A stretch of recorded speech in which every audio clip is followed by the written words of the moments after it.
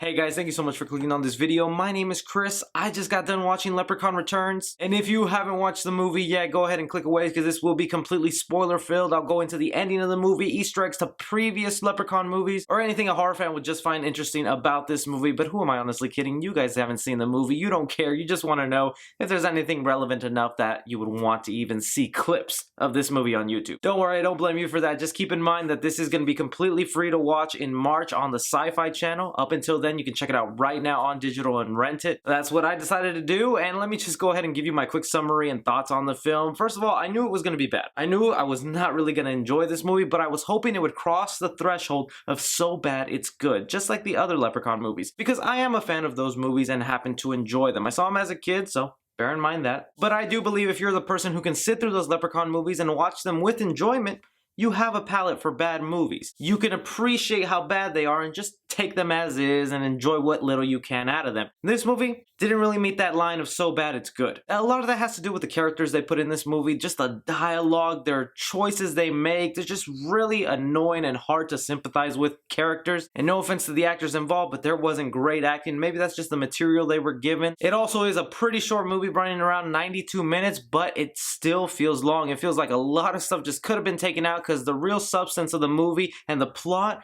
was very little spread out, and the rest is just college kids being college kids and making dumb decisions while a leprechaun chases them. I'll go ahead and make a polarizing point that I don't mind this new Leprechaun. It's sad that Warwick Davis didn't come back, but I completely understand. I mean, the man's got a family. It's not really what he wants to do anymore with his life. Maybe he said he'll come back to it one day, but for now, it's okay, and this guy, he's good enough. It's definitely way better than what Leprechaun Origins brought to the table, and he does a good enough mimic or impression of Warwick Davis's and still gives a little bit of his own. Sometimes with his Irish accent, I couldn't completely understand what he was saying, but whatever. I mean, that's what subtitles are for. But the biggest positive I can give for the film is the use of practical effects, because I just miss a good movie with practical effects, and the fact that this came from a director who did The Void, which did some wonderful practical effects in that movie. Not really a great movie, but the practical effects in that, great stuff. And so I was happy with that. It made me laugh a few times. I love the practical effects. The Leprechaun was fine. The characters were alright, but it did do enough fan service for me to warrant watching through the whole thing until the credits. So basically, going into explaining the movie for you guys, it opens up with the way the Leprechaun died in the original 1993 movie. The little boy named Alex in that movie used his slingshot along with a 4-leaf clover and a rock to hit it right in the Leprechaun's mouth, since a 4-leaf clover is one of his weaknesses, falling down, melting, and dying. One thing to notice though, the rock wasn't included with the opening act. It was just the 4-leaf clover. From there we go on to meet the main character of the movie, and that's Lila Redding. Now this is the daughter of Jennifer Aniston's character from the 1993 movie, Tori Redding. She comes into contact with Ozzy, another character from the 1993 movie, and I was very happy to have him involved in this film. And we finally get the answer to where Jennifer Aniston is in this movie. But really, I suggest to you guys, since this movie comes out in March, and if you're going to see it around that time, and it will be St. Patty's time, and around St. Patty's you like to drink,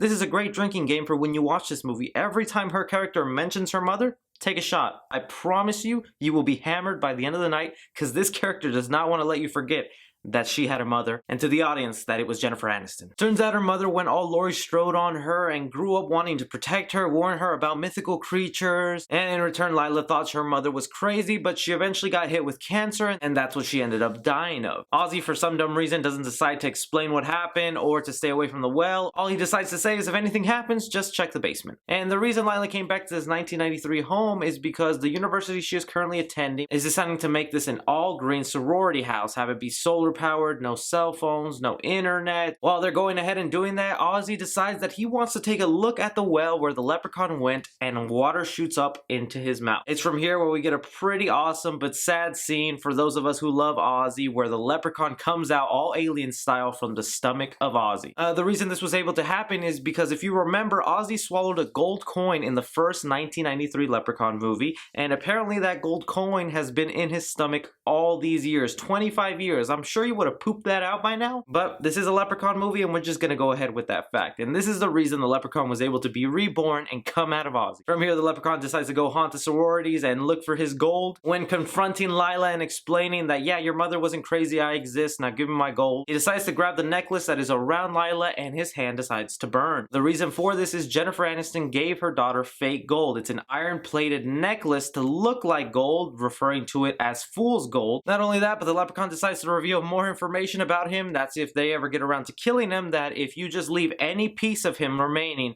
a leprechaun will always come back. And as a few more kills goes on, Lila decides that she needs to find this gold and try and bargain with this leprechaun. She gets betrayed and trapped in the basement by one of the sorority girls who's just drunk and loves turning any vegetable she can find into a fermented alcoholic drink, like Clover's, and I'm sure that's gonna come back. And instead of just looking around the basement like Ozzy informed her from the beginning of the movie, but no, instead the movie decides to give us Ozzy's ghost, who is gonna help her to find a map the characters from the first movie left behind. That's Tori, Nathan, Alex, and Ozzy. A map describing the strengths of the leprechaun, his weaknesses, and a map to where they left the gold. The map, however, leads her to the truck that we see in the 1993 movie where Ozzy and Alex used to hang out and talk. But the problem being is when they get to their gold, it's basically all gone. There's only a handful left, and the reason is because one of the sorority girls found it weeks ago and had used that money to build the sorority house. It's here where the girls will devise a plot to screw with the leprechaun and try and kill him. Lila informs them of the iron that could be very dangerous and harmful to him. Along with that, Clovers are also a weakness to him, and going back to that drunk girl being able to turn anything into alcohol, decides to get alcoholic clover leaves. Of course that doesn't work, and we get a silly scene of a bunch of little leprechauns fighting. He kills another person, and in the end they decide to use electricity because gold happens to be a conductor, and shock him, burn the house down, and then flee away, having a happily forever after. And of course we know he's not dead because SYFY really loves to milk their bad movies. I mean, just look what they did with the Sharknado series, and I'd be pretty fine if they make this Leprechaun series their next Sharknado series, because you know what? I need a good bad Leprechaun movie in my life every year. But in that last little stinger, we get to see he survived and he's hitchhiking, getting on a truck with a chicken farmer, and is headed to Bismarck. Now, if you remember correctly, in the movie, the girl who took the gold coin said that she traded them in at a pawn shop in Bismarck. So I'm assuming that's where the Leprechaun's headed to get the rest of his gold, because he does still have the handful of gold that he got by the end of the movie. Really just so dumb, with very few moments of entertainment spread out. I was kind of bored and on my phone in between shots, and that's kind of my standard for if I feel like going after my phone while watching a movie, it doesn't really have my attention. As far as some of the Easter eggs that go on throughout this movie that some of you might find interesting, they don't give us a Jennifer Aniston cameo, but she does use her voice in the movie. The Leprechaun has this ability where he can mimic anyone's voice, and at one point he teases Lila that I can grant you a wish to bring your mother back if you let me go,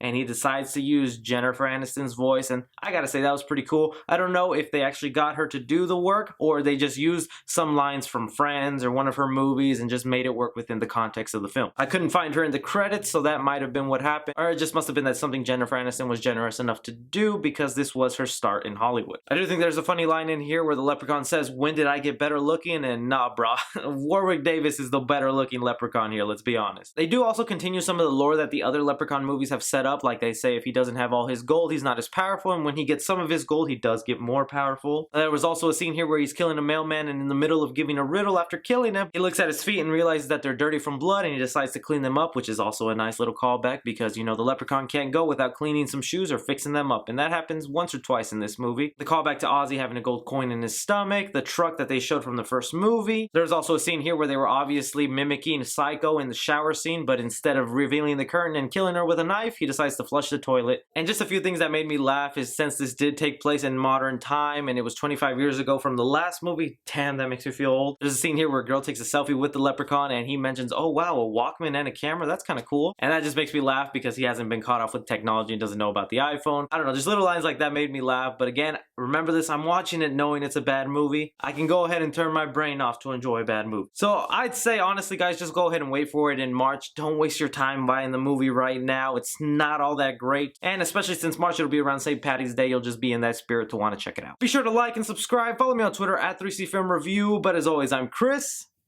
Take care.